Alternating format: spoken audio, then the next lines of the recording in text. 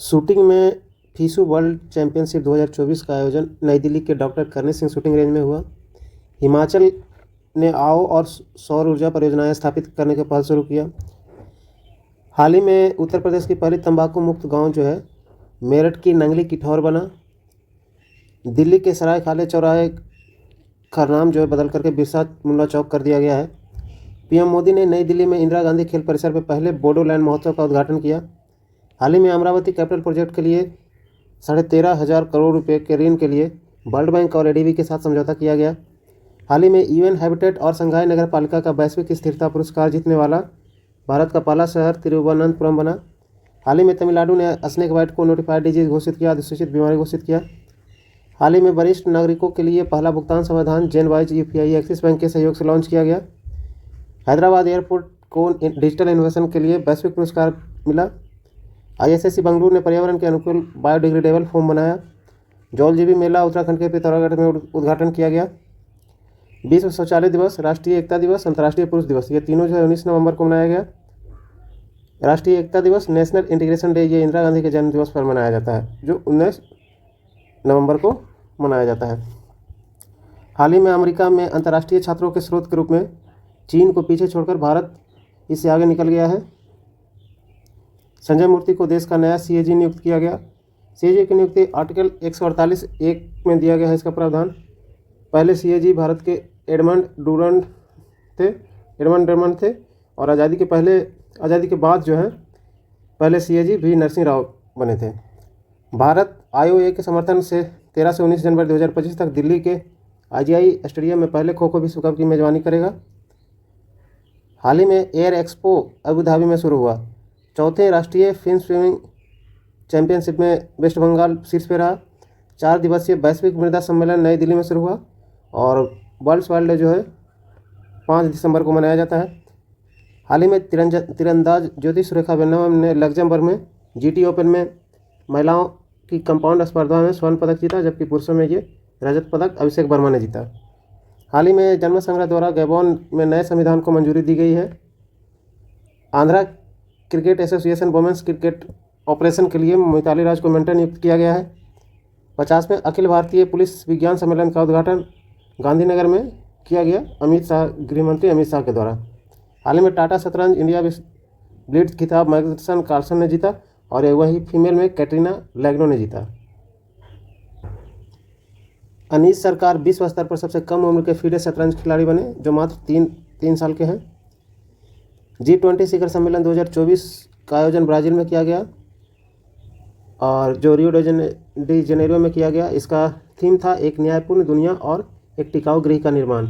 Rio de Janeiro जो G20 का summit हुआ 2024 का, उसमें ही global hunger and poor alliance कल लॉन्च किया गया ब्राज़ील के प्रेसिडेंट लुला डी सिल्वा के द्वारा। इसे global alliance against hunger and poverty कहा जाएगा और ये 19वां G20 सम्मेलन था जो 2024 का ब्राज़ील के रियो डी जेनेरियो में हुआ।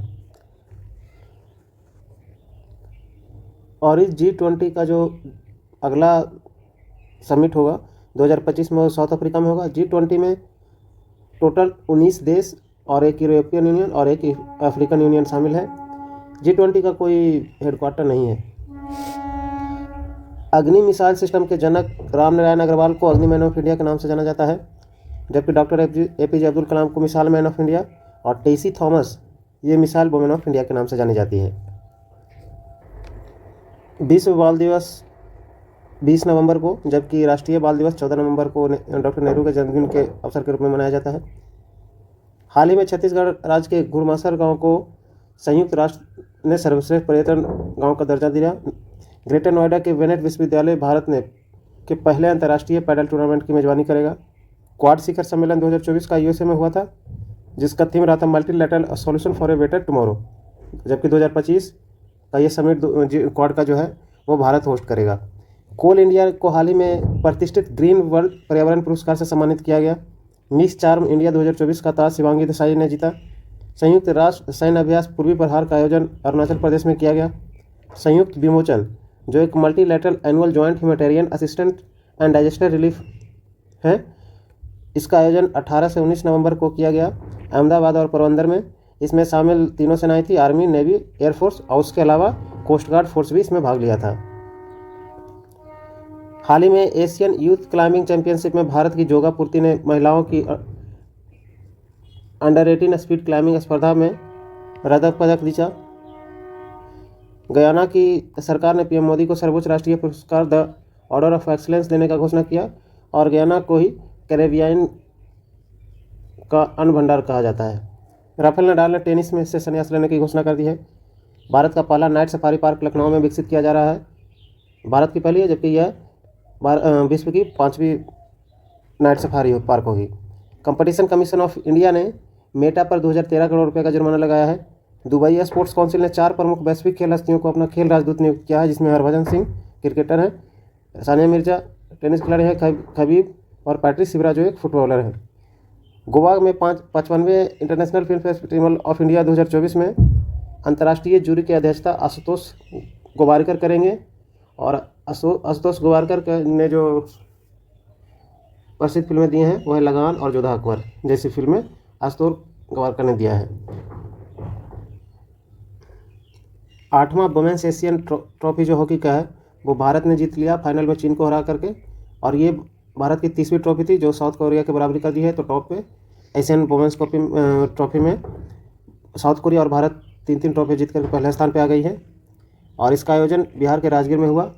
इंदिरा गांधी शांति पुरस्कार 2023 के लिए डेनियल बारेनबोइम और अली अबू अब्बाद को दिया गया है। इसमें 25 लाख रुपया दिया जाता है और ये फिलिस्तीन के हैं। और इंदिरा गांधी शांति पुरस्कार जो है शांति और अहिंसा को बढ़ावा देने के लिए दिया जाता है। तेलंगाना सरकार ने एआई सलाहकार परिषद की स्थापना किया है।